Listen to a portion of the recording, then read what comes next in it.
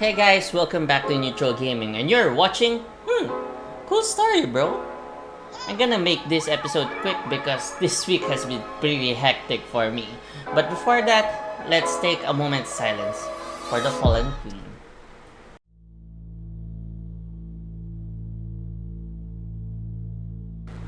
Whatever your opinion is of the royal family, and whatever you feel about the queen personally, you cannot deny how much influence she has had in our pop culture, which includes video games. Just for that, we're taking the time for this episode to acknowledge the death of Queen Elizabeth II and the ascension to the throne of King Charles III.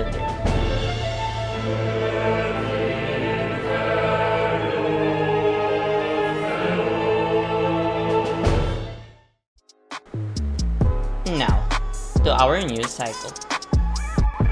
A Suikoden revival is in the works. Suikoden was a phenomenal series that made a lot of gamers in my generation fans of JRPGs. But we haven't really gotten a new game from Suikoden the past decade, most likely because Konami didn't really have any concrete plans for the franchise.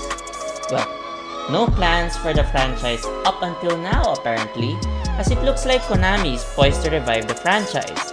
With the Tokyo Game Show looming, rumors suggest that Konami will be announcing a new Suikoden game in that game showcase, which would mark the first time a new Suikoden game is in the works since the release of its latest game over 13 years ago. This rumor is supported by Konami's move to renew their trademark of Suikoden, so this rumor will very likely be confirmed within the next couple of weeks.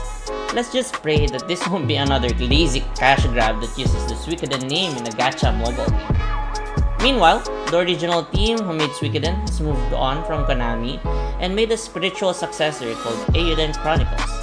If you can't wait for the Suikoden revival project to come to life, then you might be interested in that in the meantime. CD Projekt Red announces the first Cyberpunk 2077 expansion, Phantom Liberty, coming next year. Followers of my Facebook channel would know how much Cyberpunk 2077 almost screwed up my newly purchased gaming rig 2 years ago when the game almost fried my newly purchased RTX 3060 Ti when I tested the game on high settings. Thankfully, I convinced myself that playing through the buggy game in low graphics settings should be fine, and I was able to finish Cyberpunk within just a month of its release, never to touch it again since. But now, 2 years and many bugs squashed later, CD Projekt Red has announced that they will finally release the game's first expansion, which is called Phantom Liberty, early in 2023. CDPR feels that they have fixed Cyberpunk 2077 enough at this point and be comfortable enough to focus their resources on the development of this expansion. We don't know a lot of details yet about Phantom Liberty, but it's been confirmed Keanu Reeves will be reprising his role as Johnny Silverhand. So at least there's that. Disney finally reveals the first few cards of their new TCG called Lorcana. We reported last week that a new card game is in the works by Disney called Lorcana, Disney's answer to Magic the Gathering and Pokemon TCG. During the past D23 event earlier this week, we were able to see the initial cards from Lorcana, which includes cards for Mickey Mouse, Elsa, and Robin Hood, among others. It looks promising to be honest, and I can't wait to see more cards and get my hands on some sample cards and play a game to get a good feel of it sometime soon. Other news coming from D23 includes a project by Amy Hennig that takes us back to World War II and lets us fight the bad guys either as the Black Panther or Captain America. And I'm actually really looking forward to that too. But we don't really have a lot of details about that game yet at this point. NBA 2K23 has just been released and it's going to be one of the biggest games I'm covering this year, so I can use this opportunity to plug. And for the last topic this week, allow me to do this. I'm doing just a really quick plug. NBA 2K23 has just come out and I've written my review of this nostalgic entry right on Clutch Points.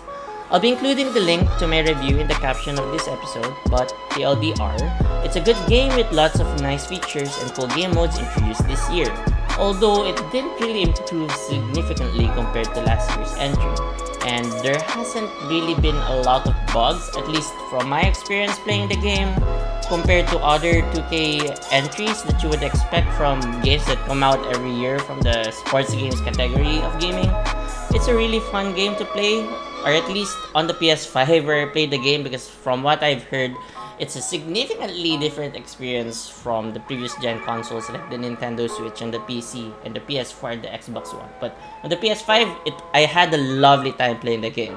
I found myself spending more time on my career this time around compared to my team, and also my NBA is more fun thanks to the ERS feature that was introduced this year. It's really banking on the nostalgia this year. So for more on that, check out my NBA 2K23 review after this episode. I'll also be making guides and update articles all year round for this game, so stay tuned for more of that in clutchpoints.com/gaming.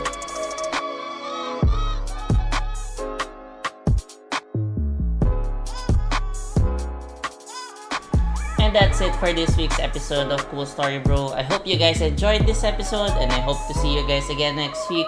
But until then, stay frosty.